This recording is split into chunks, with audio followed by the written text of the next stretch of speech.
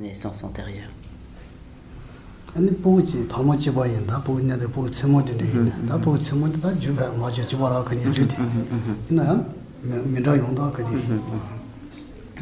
저거 치고요 다 넘어지 봐인도 생기다 저 봐도 가 세고 여기 놓았어 제 가르쳐 버렸다 준이 주바라 그냥 레방하면 Et si l'on prend par exemple, si l'on prend l'exemple de vrais jumeaux, si le, disons tout le caractère, les dispositions mentales des individus étaient exclusivement déterminés donc par des éléments matériels, alors ces vrais jumeaux qui proviennent exactement des mêmes causes, il n'y aurait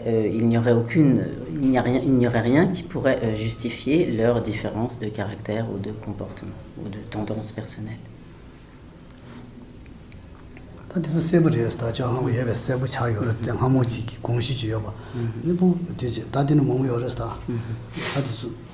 Donc nous pouvons trouver ainsi de très nombreux exemples de toutes ces différences de comportement qui s'expliquent donc par l'existence de naissance antérieure.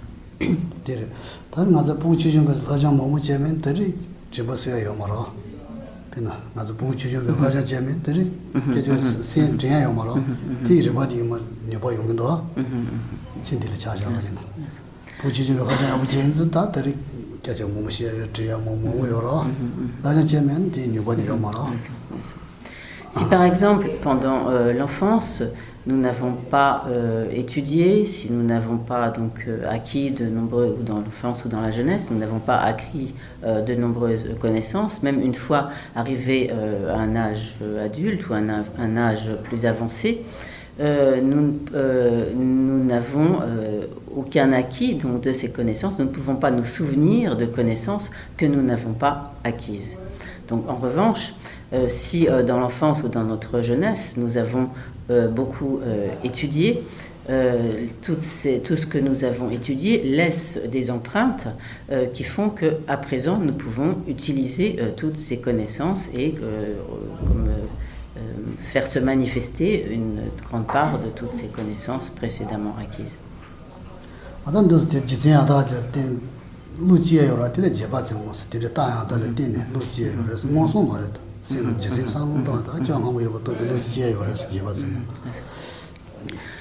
Donc le raisonnement,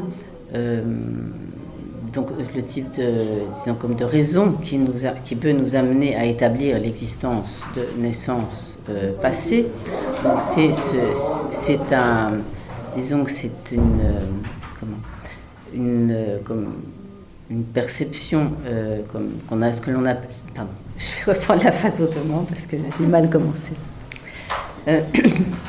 Ce qui ainsi nous permet d'établir valablement l'existence de naissance antérieure, c'est ce que l'on appelle donc une perception valide comme discursive ou inférentielle, c'est-à-dire un mode de perception qui se base sur l'emploi d'un raisonnement correct, mais notre perception de l'existence de naissance antérieure ne peut pas découler d'une perception directe qui serait comme une perception directe sensorielle.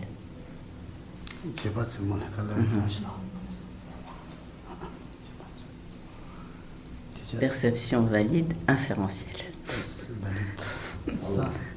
C'est vrai?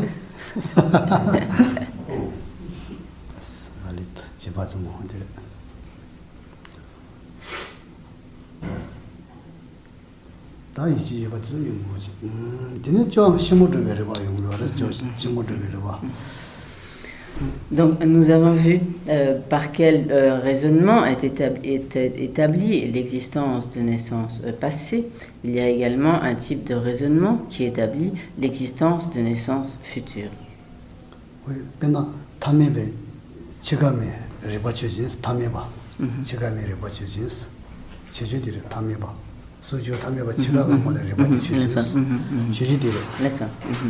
Donc le sujet de cette proposition logique, c'est donc la conscience d'un être ordinaire au seuil de la mort.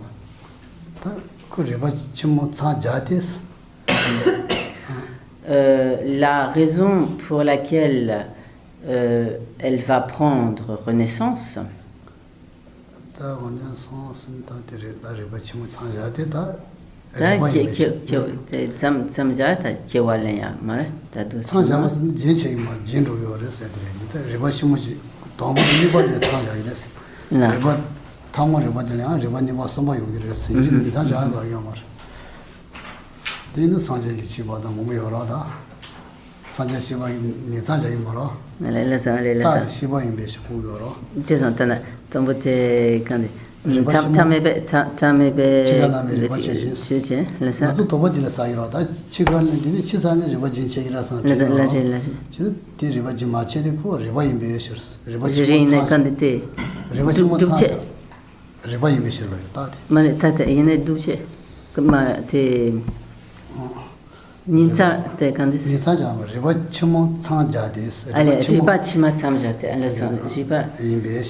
excusez-moi, donc la deuxième partie de la proposition, je l'ai mal exprimée. Jigpa Chima Samjate. Donc je reprends le sujet qui est donc la conscience d'un individu ordinaire au seuil de la mort. Donc la raison pour laquelle elle va en fait comme avoir une continuité d'existence, c'est que c'est une conscience.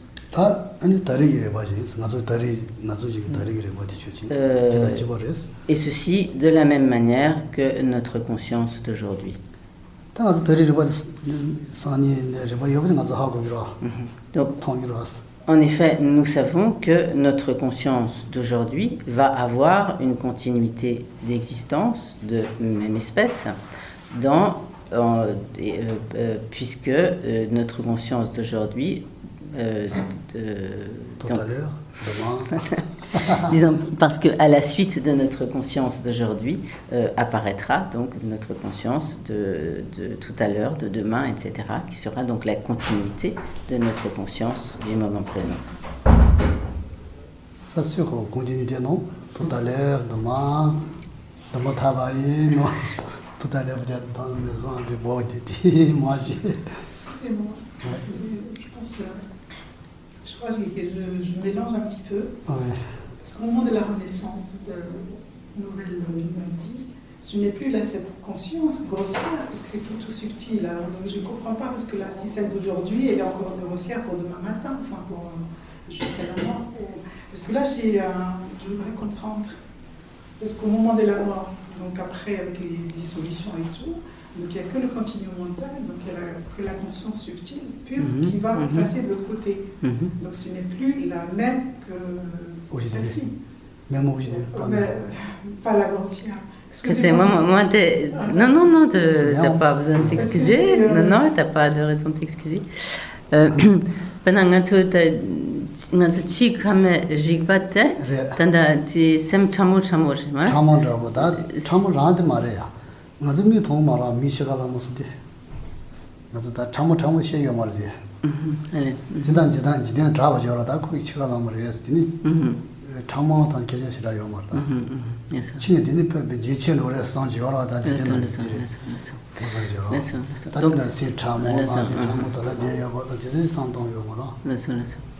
Donc, on ne se place pas, disons, ici, du point de vue de la, disons, de la conscience extrêmement subtile du moment de la mort, mais simplement de la conscience telle qu'elle est au seuil de la mort, disons, à l'approche de la mort, disons, et donc dans sa continuité au-delà.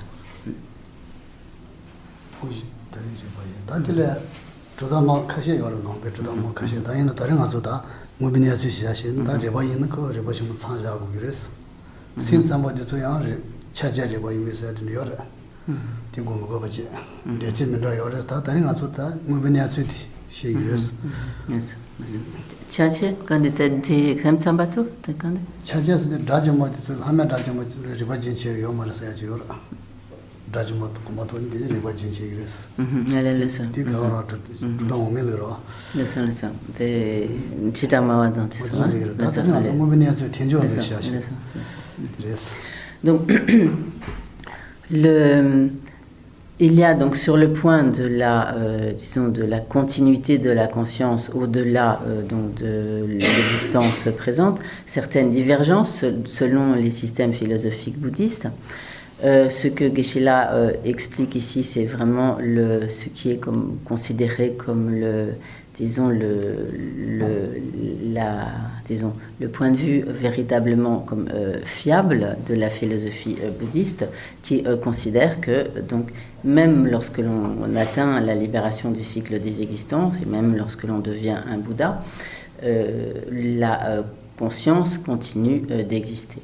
Néanmoins, dans certains autres systèmes philosophiques bouddhistes qui ne sont pas considérés comme, qui ne sont pas, disons, comme l'approche la plus élevée, mais qui sont néanmoins des systèmes bouddhistes, certains donc considèrent que lorsque un être qui est devenu Dachumba, Sangyayina, Tajeba Guncheba de Bate.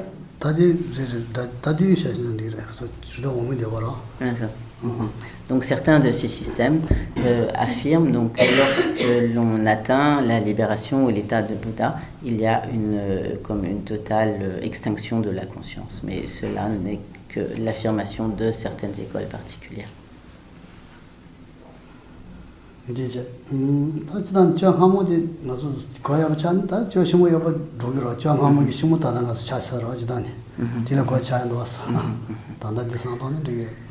Donc en fait, nous voyons par ces réflexions, ces raisonnements, qu'à partir du moment où l'on arrive à comprendre ou à être convaincu de l'existence de naissances passées, il devient facile de comprendre l'existence de naissances futures.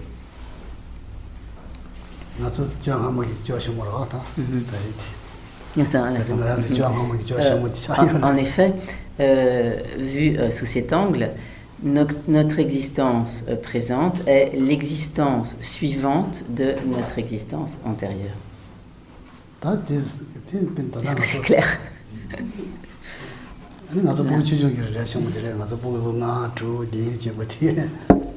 Là.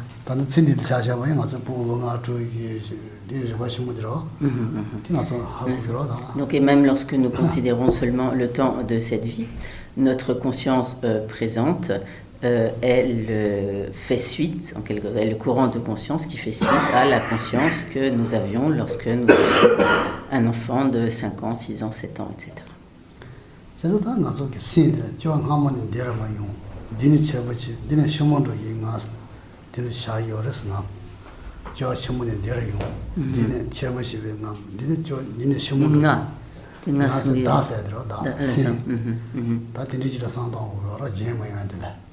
Sem am da la gore te da da son de sha yores jong hamu gi da jong hamu da jore sin che ba ji da ni che mo de da sha de che de ba ji mo ya de son ton yoro. Donc le fait que nous ayons ou que le fait qu'il existe notre père en quelque sorte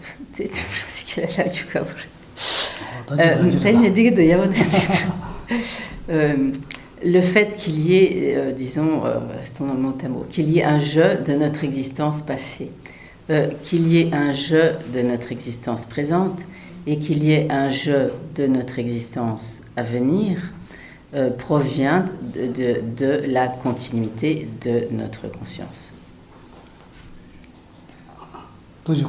Continuidad, positiva. Y no da. Tanto da cosa gagner ya sardi. Cosa gagner ya sarda. Donc tout cela est peut-être un peu difficile pour vous à cerner.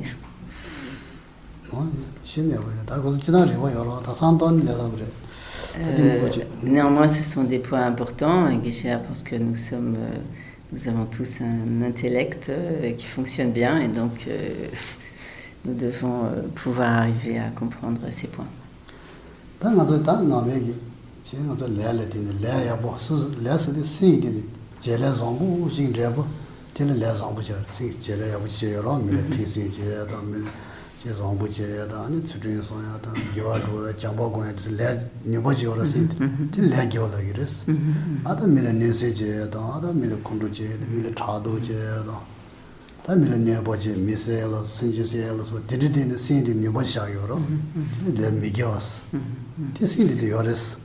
Something to you.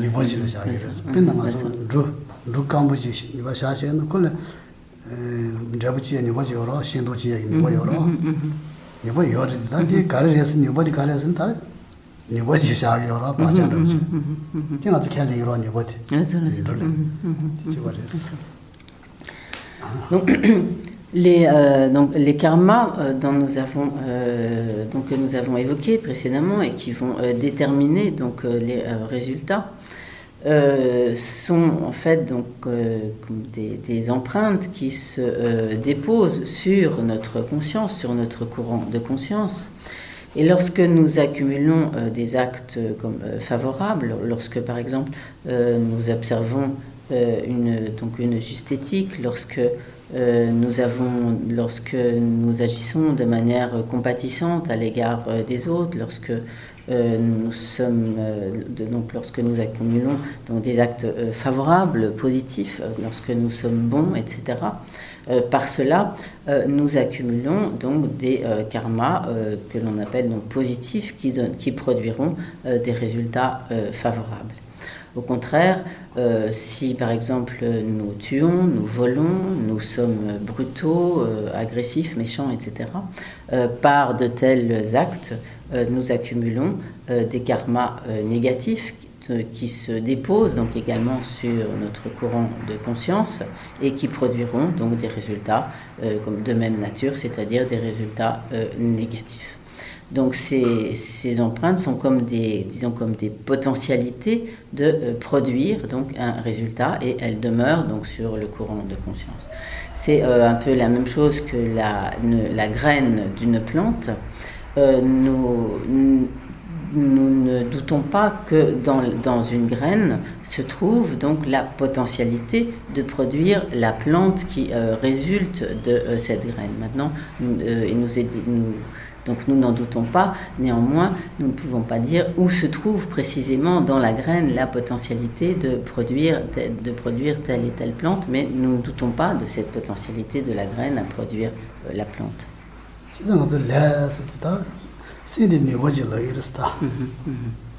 Donc en d'autres termes, ce que nous appelons le karma, c'est donc une potentialité qui se trouve donc sur la conscience, une potentialité, une potentialité de la conscience, sur la conscience.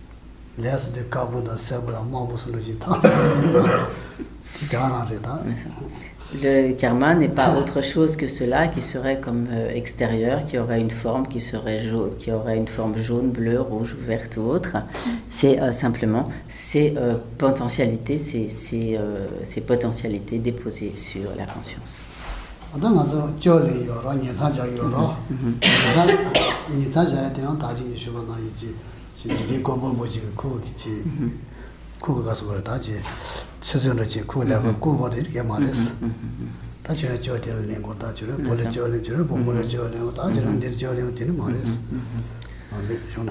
Et donc lorsque nous prenons une naissance, il n'y a aucune comme puissance extérieure ou comme un Dieu créateur ou omnipotent extérieur à nous-mêmes qui déciderait de notre destinée et qui déciderait de nous faire naître, par exemple, comme un garçon, comme une fille, de nous faire naître en tel lieu, dans telle situation, etc.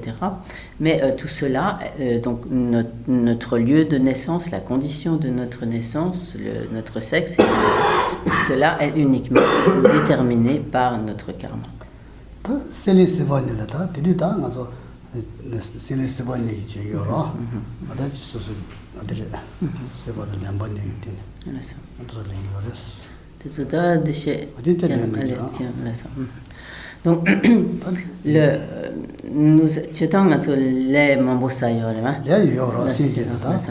ta didi le giwadele sota wayano minute sole be jolen yoro yoro min chabo da ta dyundul che le sho zam dyundul le gabo ya boton tin chabo ji yoro so dile yoro Donc, dans ce qui va déterminer, donc, à un moment donné, ce qui va déterminer notre naissance, le rôle de ce que l'on appelle donc la soif, et donc ces points vont être expliqués, ce que l'on appelle comme la soif et la préhension, ou donc la soif et la préhension, sont des facteurs extrêmement importants dans la mesure où ce sont eux qui vont renforcer telle ou telle potentialité karmique pour produire telle ou telle renaissance. C'est-à-dire que si c'est une potentialité karmique positive qui est renforcée par la soif et la préhension, cela va entraîner une renaissance favorable. Mais au contraire, si c'est une potentialité, donc un karma négatif qui est renforcé par la soif et la préhension, à ce moment-là, cela va entraîner une renaissance défavorable dans une condition infortunée. 다 세리스 원이다 지 파모기 고다도 소리서 강한 리지 자요로 리지 자요로 조심하게 Bien sûr. 리지 나는 다 신으로 쓰는 Et donc, c'est pas dans l'embata de Chaki, Chomara. Gente te de Chemagana, Koyushita Yamara. Et en fait, donc, ce qui est appelé ici, donc, comme ce qui est appelé la soif et l'appréhension, ce sont en fait des dispositions mentales du domaine du désir qui renforcent donc telle ou telle potentialité karmique. Là. Et donc, en particulier, donc, ces facteurs sont comme le désir d'obtenir le bonheur. Et donc,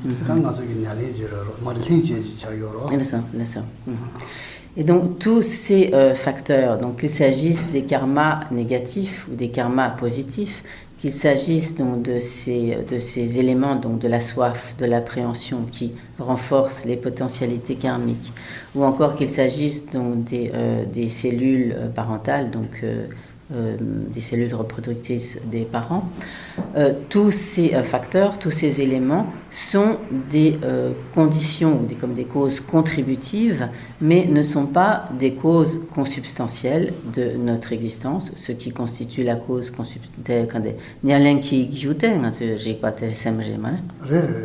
Ce qui constitue donc la cause consubstantielle de notre conscience actuelle, c'est uniquement la conscience. Donc, nous voyons ainsi qu'il y a de très nombreuses causes de diverses sortes qui interviennent dans une naissance. Donc, il y a une cause consubstantielle et de très nombreuses autres causes contributives ou conditions.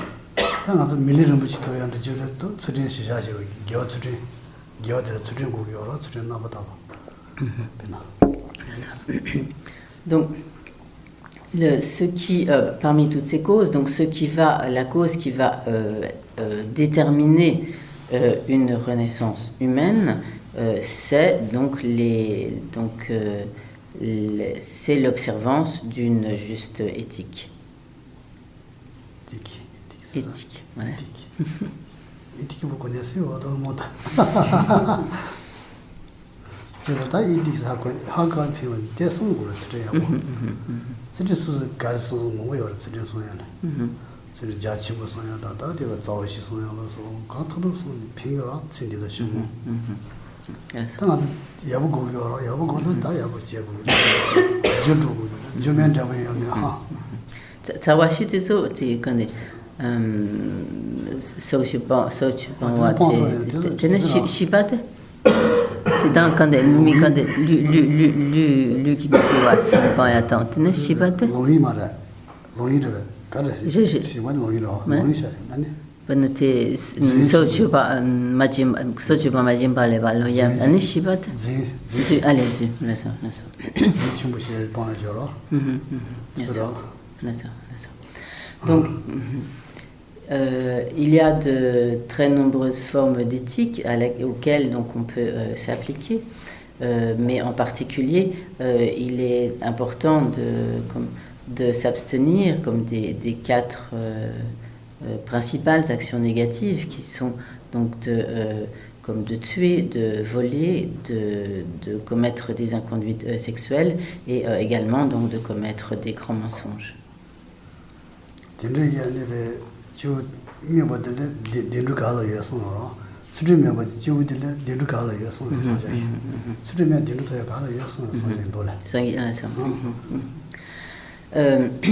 Le Bouddha a dit dans les sutras comme où pourrait-il bien avoir, où pourrait-il bien se trouver, disons, où pourrait-il bien se trouver des êtres dans les existences fortunées qui n'auraient pas observé l'éthique.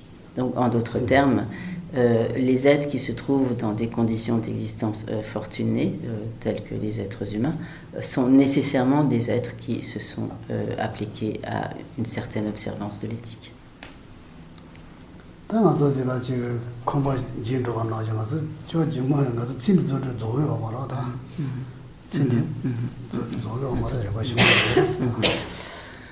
Donc, lorsque notre vie prendra fin, donc ce ne sera pas la fin totale de notre courant de conscience. Notre courant de conscience continuera d'exister.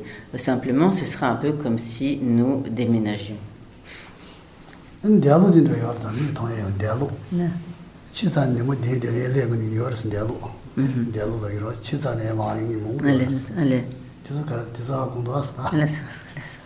Et donc, et dello c'est vrai dell'on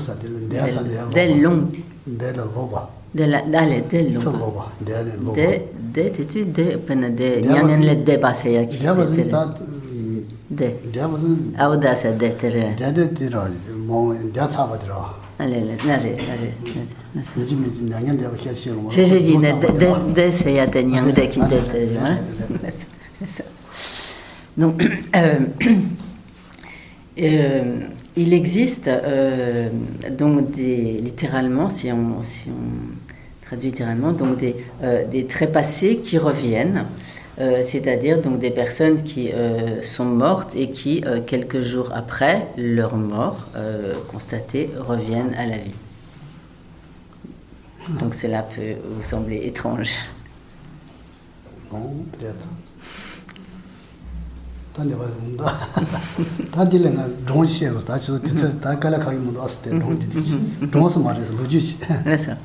Donc Geshe-la va nous raconter une histoire, plus exactement c'est une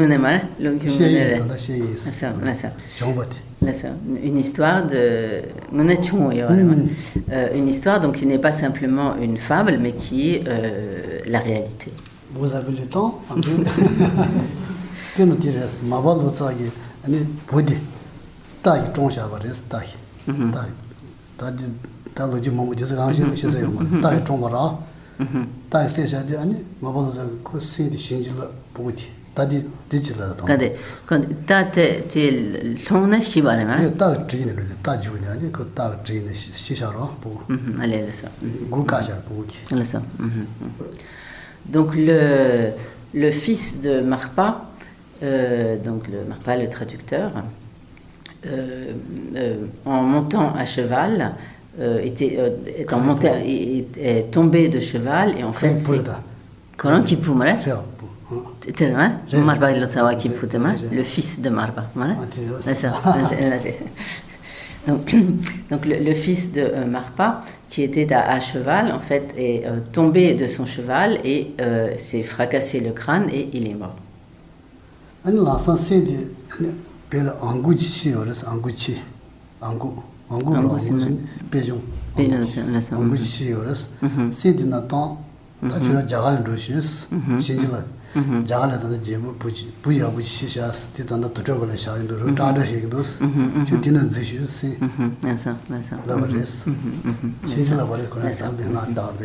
Et donc, à proximité donc de l'endroit, ce qui est Tanya Boumane,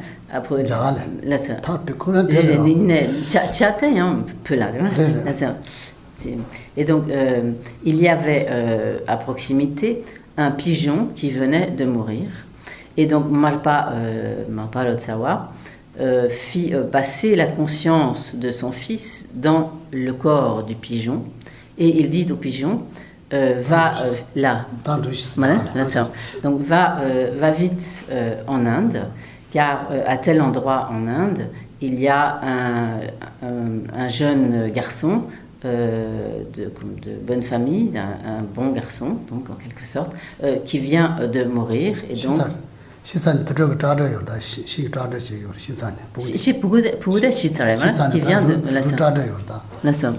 qui vient de mourir et donc vole vite en Inde et entre dans son cadavre.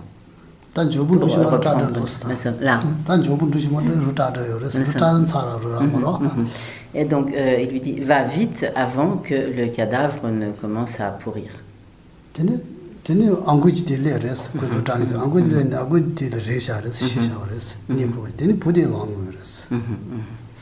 Et donc le pigeon vola à tire d'aile jusqu'à l'endroit où se trouvait ce jeune garçon et instantanément donc le pigeon s'affala et l'enfant le jeune homme revint à la vie. Et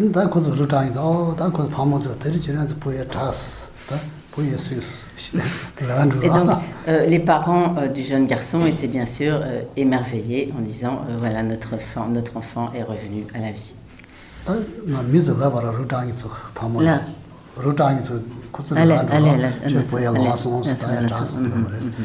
Et donc en fait plus exactement et à ce moment-là donc c'était comme Marpa Lotsawa avait dit donc à ce pigeon dans lequel il avait été entré la conscience de son fils, va vite avant que l'on ne brûle en fait le corps, plus exactement. Et donc lorsque le pigeon arriva à l'endroit où ceux qui s'occupaient de brûler les cadavres allait donc s'occuper donc du cadavre de ce garçon, donc le pigeon en quelque sorte comme mourut et instantanément donc sa conscience entra donc dans le cadavre de ce jeune garçon et les personnes qui étaient chargées de la crémation coururent vite avertir les parents que leur enfant était revenu à la vie.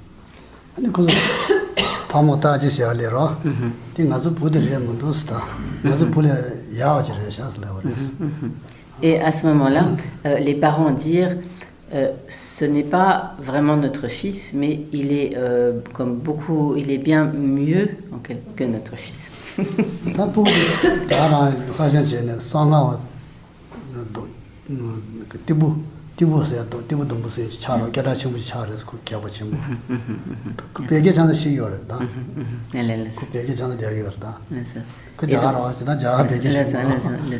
Et donc cet enfant en grandissant donc devint un très grand savant et il fut donc après il fut élevé en Inde, mais il parlait parfaitement le tibétain.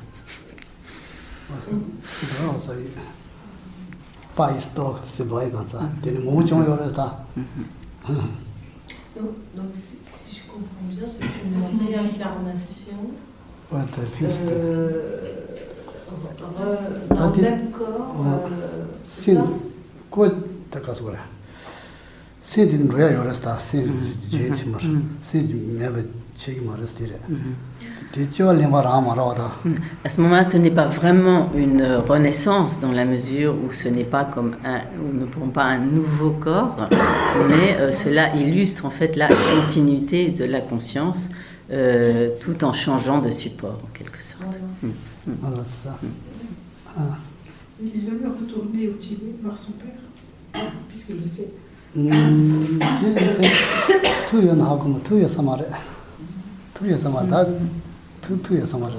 Guichard ne croit pas, mais bon. Il y a un courant qui a été dans les moments où il y a des réactions, les autres, c'est moi de non, moi, Peu la bébra. Marjal, Allegria dalla. Bevas, Eurota, réaction dans ce boîte. That is a moveta, logique. Chumba te jaga la pebare. Pédicure réaction, taille, that in the moment you rest. Donc, je dis, il y aurait trop de choses après à raconter en Après, c'est compliqué. That didn't moment you are at that.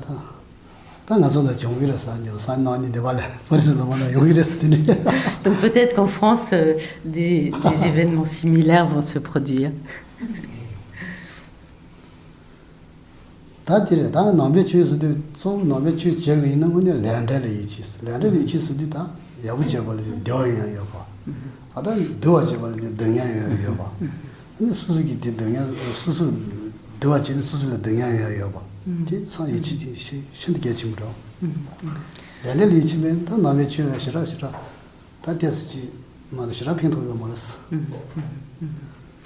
Donc, si l'on veut s'appliquer à la pratique de la voie bouddhiste, il est vraiment nécessaire de faire apparaître en soi la conviction à l'égard de la loi du karma, de la loi de cause à effet.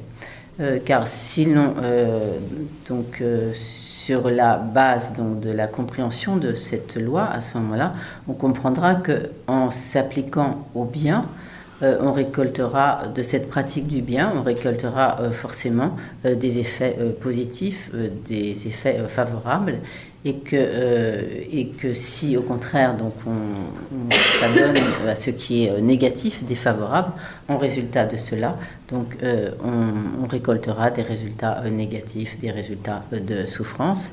Et donc si l'on arrive à cette conviction, alors on fera en sorte d'éviter les causes de souffrance et de cultiver les causes de résultats favorables, positifs.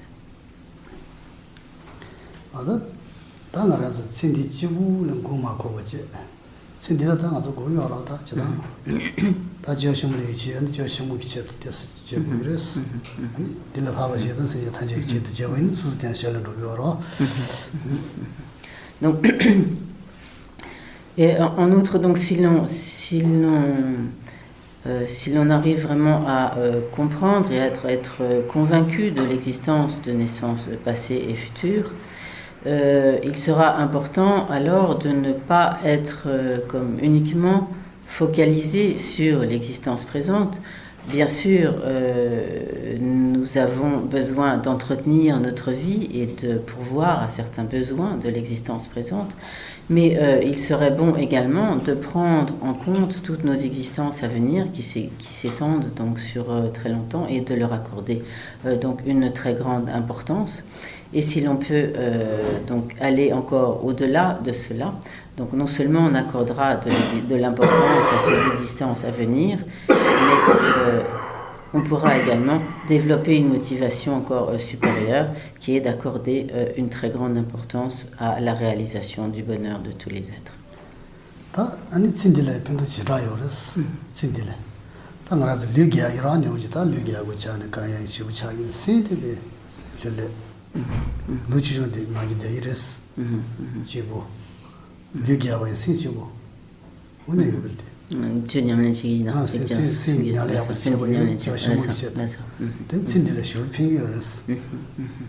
Et donc en outre, si l'on s'applique donc à la pratique du dharma, c'est-à-dire à faire progresser son